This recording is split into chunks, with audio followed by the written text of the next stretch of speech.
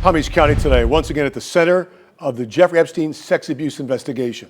Epstein survivors, lawyers, lawmakers, all calling for more transparency and accountability in the Epstein case during a rare shadow hearing held by congressional Democrats today in West Palm Beach. There was a lot of criticism against the former Palm Beach County state attorney, who they say didn't do enough to put Epstein behind bars more than 20 years ago when these crimes came to light. Our co-anchor Tiffany Kenny and our investigative reporter Terry Parker were both in that hearing today. And Tiffany, there was a reference during the hearing that this was like returning to the scene of the crime. That, and they also referred to Palm Beach County as ground zero for some of the abuse that took place. It was an emotional and a powerful day for the women who testified before members of Congress in the West Palm Beach City Hall. They shared their stories of horrific abuse, and they also called for justice. 4 women appeared in person for the field hearing just a few miles from Epstein's Palm Beach home. Some of the women were abused here in Palm Beach County and were as young as 14. Danny Binsky was abused 8 years after Epstein was first reported to the FBI.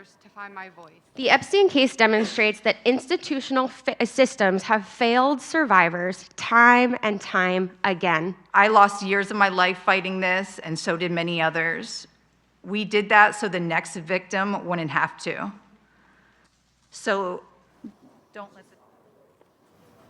And one of the other main focuses, Terry Parker, you were also there, was that secret sweetheart deal that Epstein got from prosecutors back in 2008 here in Palm Beach County. Right, and as you heard, some of the sharpest criticism from everybody in the room was aimed at the federal and the local prosecutors who cut this secret deal for Epstein that let him go on and abuse other girls for years. They called it a cover-up, and they said he did keep on preying on young girls.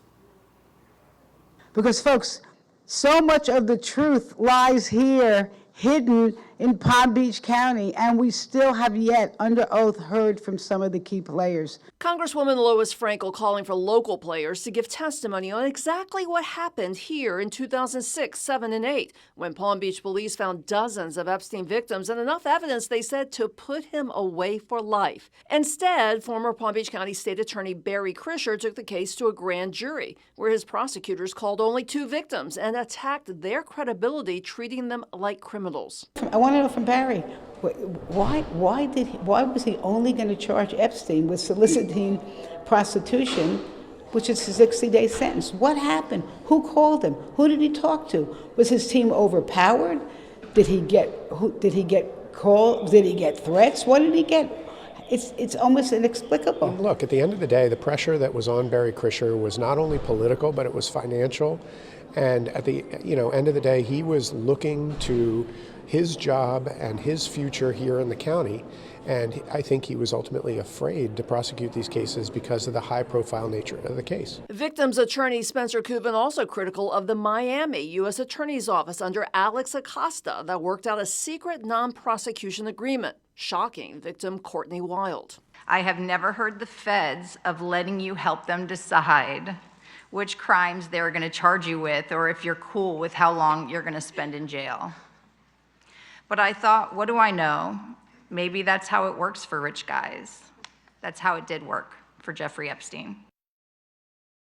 And one note, Lois Frankel was mayor of West Palm Beach during that time when the original Epstein investigation was underway. And Tiffany, here's another question. Meantime, Spencer Kubin says he was in Epstein's Palm Beach mansion and the New York mansion, and he saw evidence of a big secret camera network. So the question is, what happened to all the video evidence after those homes were searched? And they took away all of that evidence. Where is it? We've never seen it. Yeah, and the other thing he mentioned was that Ghislaine Maxwell, a co-conspirator, was also a prolific photographer, and he wanted to know where are all her photos. She documented almost everything in her life, so they're wondering where those photos are as well. All right, well, we'll be sure to follow all of this. We have it all on our website, WPBF.com. From the very first time that this case came to light in Palm Beach County more than 20 years ago, Terry has been covering it for at least 2 decades to where we are today. And Terry, as for what happens next, we heard the survivors and attorneys who testified today. They're just going to continue to push the DOJ to release the unredacted files, the Epstein files, and hope that eventually they will get the entire truth out to the public. public. Right, 2.5 million more files that we've yet to see.